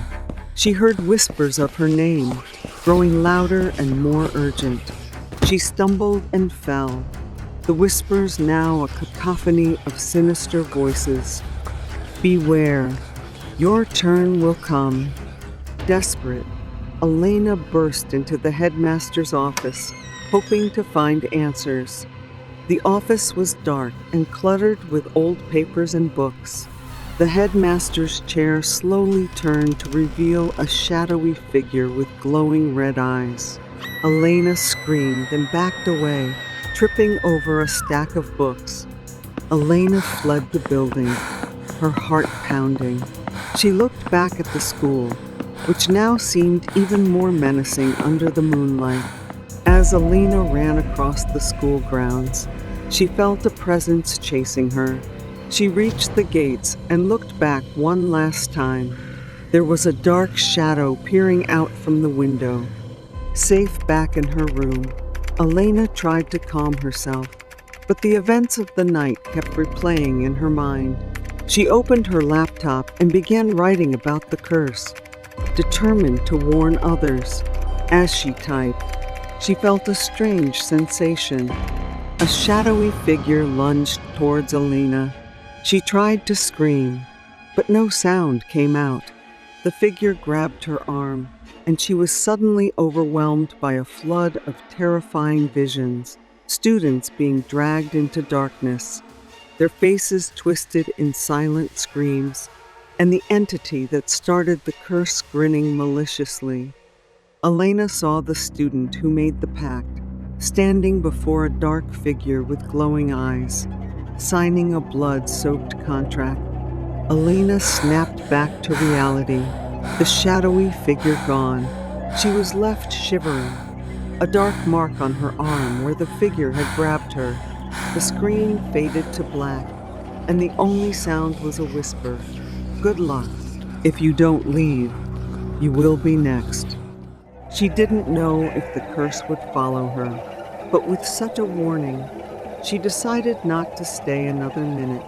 The next day, she left and transferred to a different school. Not long after, the school was abandoned due to rumors, and students gradually left. Horror story about the rocking chair. My name is Jonathan, and there was a time when I frequently experienced severe sleep disorders. I often woke up in a vegetative state. Every time I lay down to sleep, nightmares would come. It started when I woke up at night feeling trapped in my body. I could see, feel, and hear everything around me, but I couldn't act. Gradually, it became more complex. One night, I woke up and found myself standing near the bed, looking at myself. I can't describe how terrified I was. I decided to see a psychologist. Drive. Beman gave me sedatives and said that over time, it would go away. And I would have to learn how to improve my sleep. I followed his instructions, and within a month, I was quite good. But suddenly, things got worse. Since I had just moved in, I didn't have much furniture. Besides the sofa, there was a TV set, a table lamp, and a rocking chair. It was in the apartment before I moved in. I kept it as an extra seat for myself. One night, I fell asleep on the living room sofa. I woke up feeling trapped, but this time, I saw someone sitting in the rocking chair, rocking back and forth. The feeling of suffocation, like being pinned down, was overwhelming me. The scariest part was knowing I was awake, but also knowing I was seeing something that didn't exist. I saw a woman around 70 years old, and there was no one else in the apartment but me. She didn't face me or make any sound, just rocking back and forth. It must have been my imagination because as soon as I snapped out of that state, the woman disappeared. I went to see my psychologist and talked about it, and he also said it was just a hallucination. I learned to meditate before going to bed because it would help my sleep, and I did it for a few weeks. I felt reassured that I had stopped experiencing these things until one night. That day, I was comfortable and relaxed for the first time in a long time with my friend. My friend Ren stayed over that night. Around 3 a.m., I heard heavy breathing from a very close distance.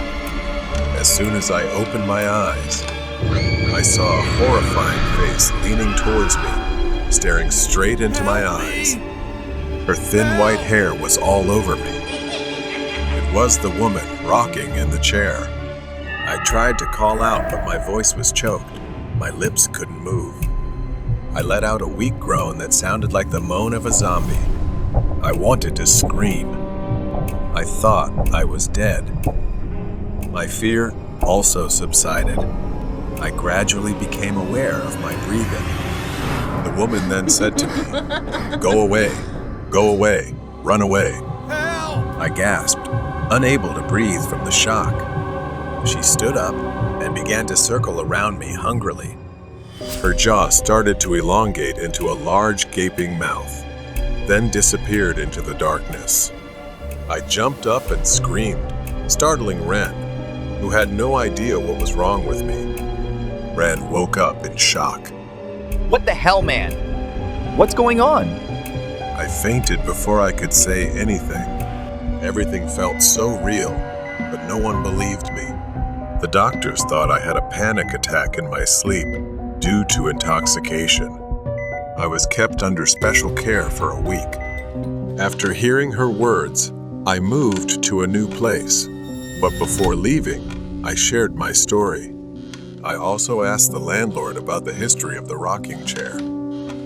He said that many years ago, this apartment was a healthcare unit for people with mental disorders. She just liked to be alone and rocked the chair day after day. She hated noise and disturbance and passed away right in that chair. After that, I left because of her warnings. That was probably the last time I saw her. Train to hell. Rai, he had once been a professional thief. No matter where he was, he could carry out his actions smoothly. That day, the location was the subway, and it was also where he would pay a heavy price for his sins. While fleeing from pursuit, Rai boarded a subway train that looked quite old, carrying the scent of damp concrete, rust, and something faintly metallic, almost like the smell of blood. The subway car was nearly empty, except for a few scattered passengers in various cars. Most of them seemed lost in their own worlds. One was dozing off, another absorbed in their phone. But then, at the far end of the car, there was an older man who looked quite terrifying. He wore a long, dark coat, his face obscured by shadows, but his eyes were cold and piercing, chillingly sharp. Rai tried to shake off the discomfort, shifting in his seat, looking elsewhere. But the feeling of always being watched made him very alert. The subway suddenly jolted, the lights flickering more violently before dimming to a weak, pale yellow. The train began to slow down, the sound of the brakes screeching like a high-pitched wail echoing through the thief's skull. He glanced around, noticing that the other passengers had disappeared, leaving only him and the mysterious man at the end of the car. He tried to stand up, move toward the exit, but his legs were stiff. The man in the dark coat began to stand up, moving toward him with slow, deliberate steps, his eyes never leaving the thief. The subway train came to a complete stop. The doors remained closed. The thief was trapped. The man approached the thief, raising one hand with fingers unusually long and thin, and waved it slowly in front of the thief's face. The thief's eyes glazed over, his mind succumbing to the invisible power of hypnosis. His body went limp, collapsing into the seat as he was pulled into a vision. deeper and deeper, until the subway car completely vanished. Rai found himself standing in a nightmarish version of a subway station. The walls were cracked and oozing a thick black substance, the lights flickering.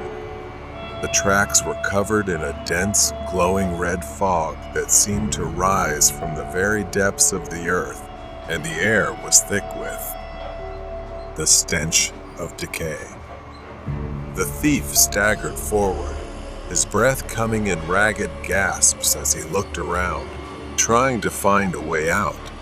But the exits were blocked, sealed shut by heavy iron gates covered in chains and padlocks that had mysteriously appeared.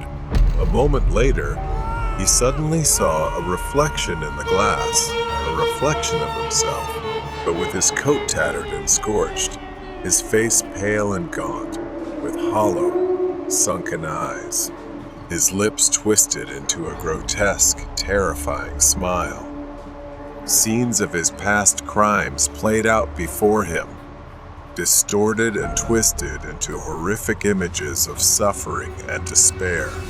In one scene, he watched himself pickpocketing a man on the subway, but this time, the man turned to him, his face melting away to reveal a skull with eyes burning with fire.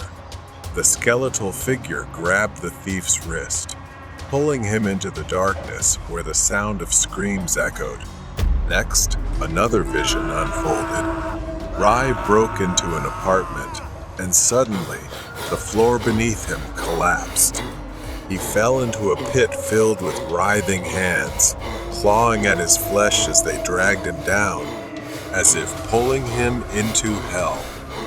The images kept coming, each more horrifying than the last.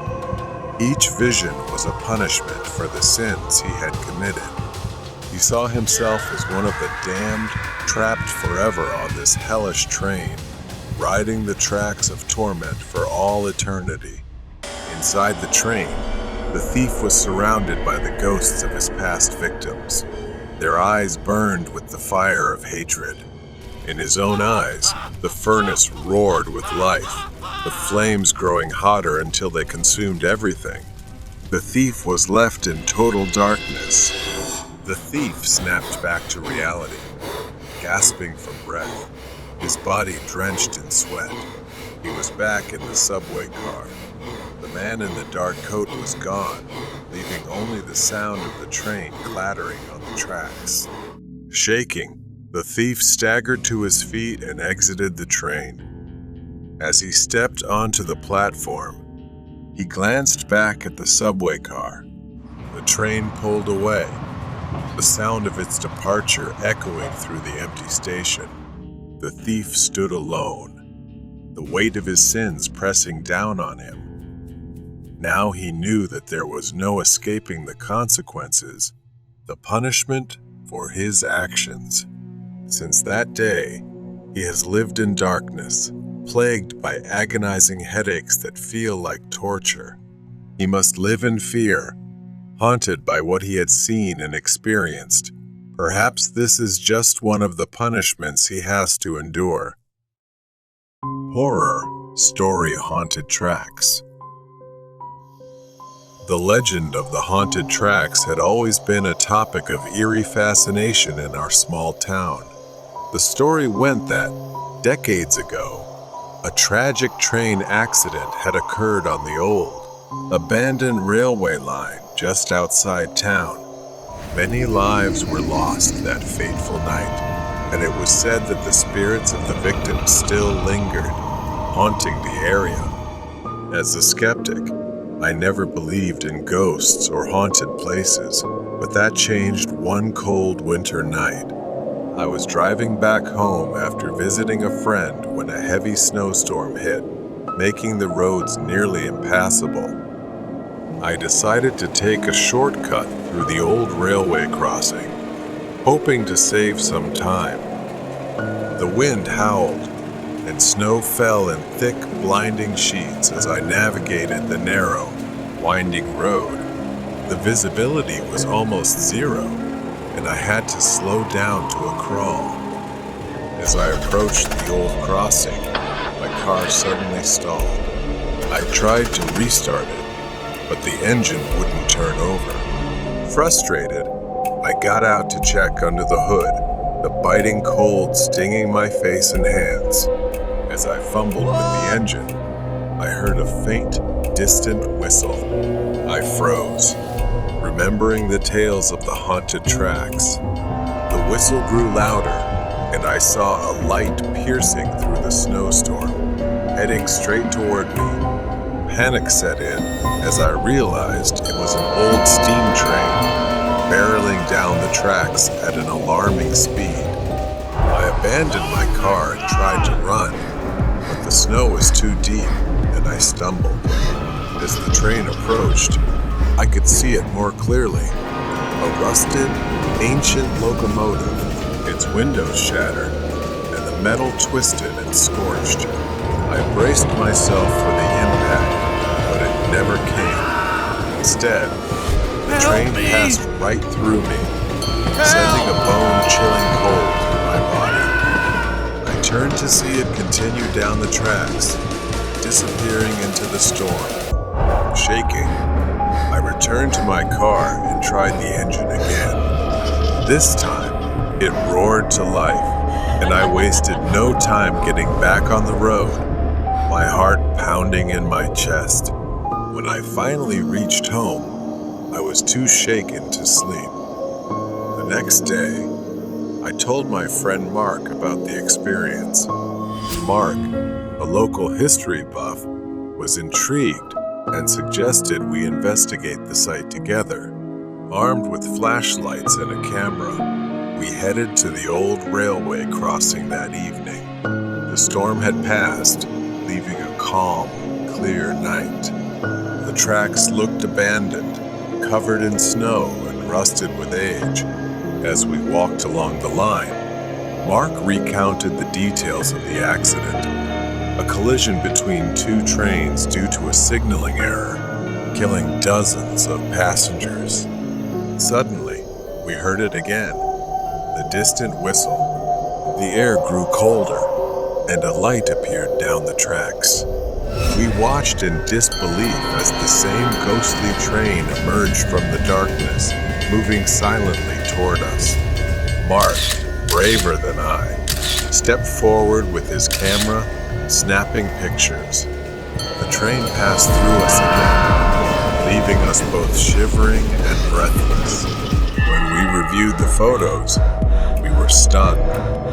In each shot, ghostly figures were visible, faces twisted in pain and fear, hands pressed against the windows as if pleading for help. We had captured the spirits of the victims, forever trapped on their final, tragic journey.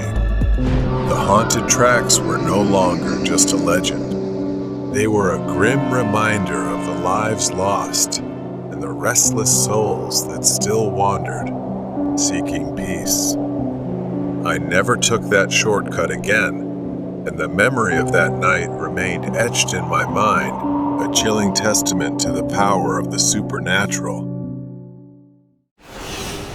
Horror story of school locker. Sure, here is the translation of your text into English. A few days ago, Anna attended a party. The police showed up, and everyone scattered. Anna took a shortcut, fell into the river, and has been missing since. When they found her, she was no longer alive. She had passed away. The principal asked Kat to clean out Anna's locker. It had been a week since the funeral, and ANA's. Mother still hadn't come to collect her belongings. Kat nodded, feeling both curious and fearful. Anna had been one of the popular girls, always surrounded by friends. The news of her sudden death had shocked everyone. She wasn't like that. I was quite shy and had almost no friends. She approached the locker, its dull gray door a stark contrast to the vibrant memories of its owner. She twisted the combination lock and with a metallic click, it opened. Inside, the locker was neatly organized. It only took her a few minutes to scoop Anna's belongings into her backpack. There were just a few textbooks, a small makeup pouch, and a neatly folded scarf remaining. As she reached in to gather the items, a strange gust of wind brushed against the back of her neck, sending a shiver down her spine. She glanced around, but the hallway was empty. She picked up the scarf, its silk smooth and cool. She remembered that Anna always wore this scarf like a treasured possession. It seemed that she really loved it. Suddenly, a whisper echoed in the confined space, telling her that the scarf was beautiful and would suit her perfectly. Her heart pounded. Perhaps she had imagined it. She continued cleaning the locker, but the unease lingered. As she closed the door, the whisper came again, more insistent this time, telling her, "Wear it always, and everyone will admire you." How could she refuse? Even as goosebumps rose on her skin, she nodded and tied the scarf around her neck. Although it was silk, it felt heavy, pressing down on her bones. Kat looked up at the mirror and almost screamed. She didn't just look like Anna in that moment. She was Anna. The scarf somehow warped her skin, transforming her face. She pulled with all her strength, but it wouldn't come off. Her elbow struck the mirror, causing it to bleed. Then a voice whispered, "It's okay," and assured her that everyone would love her. She decided to take a chance and see if it was true. Days passed, and she began to notice changes. People who had never acknowledged her before started to smile and greet her. The popular crowd invited her to sit with them at lunch. Kat enjoyed the attention she was receiving. She attributed the change to her makeover and the confidence boost from wearing Anna's scarf, so she didn't believe it too much. But the whispers started again and wouldn't stop. Every time she looked in the mirror, she saw Anna's reflection staring back at her, smiling that familiar, haunting smile. It was as if Anna was still there, watching, waiting. Day by day, the whispers grew into screams in her head. Panic set in. She stumbled, knocking over her bedside lamp. As she went to school, she always avoided that locker because she felt a dark presence looming around Anna's locker. Kat's breath caught in her throat as she tried to pull the scarf off, but it tightened, choking her. Then a voice echoed in her head, asking what she was doing. The next day, she decided to return the scarf to Anna's locker, hoping to break the curse. When she approached the locker, the hallway was eerily silent. She unlocked it and placed the scarf inside. Before she could close the door, the scarf flew up and wrapped around her neck again. She fell to the floor, the scarf tightening more and more. Her vision darkened, and the last thing she saw was her own reflection in the locker mirror, her face now twisted into a smile that wasn't hers. A few days later, students whispered about Kat's disappearance. Her locker remained shut, and the smell of decay began to permeate the hallway. The principal and the janitor tried to open it, but the new lock seemed fused shut. Only Kat had the combination. One evening, as the janitor was mopping the empty hallway, he heard a faint whisper, "Wear it, and everyone will admire you." The janitor glanced around, but saw nothing. He shook his head, thinking it was his imagination. But as he turned to leave, he caught a glimpse of his reflection in a nearby window. He saw Kat's face staring back at him, a silk scarf wrapped tightly around her neck, smiling that haunting, familiar smile.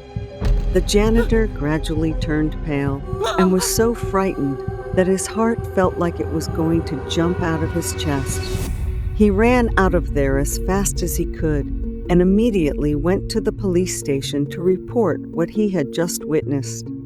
At first, he thought it was just an illusion, but when he linked it with Anna's departure and Kat's disappearance, it was really a coincidence, as if there was some kind of curse. Sometime later, the police came and took the cabinet out of the school. The mystery of Kat's disappearance and the scarf remains a mystery that no one wants to talk about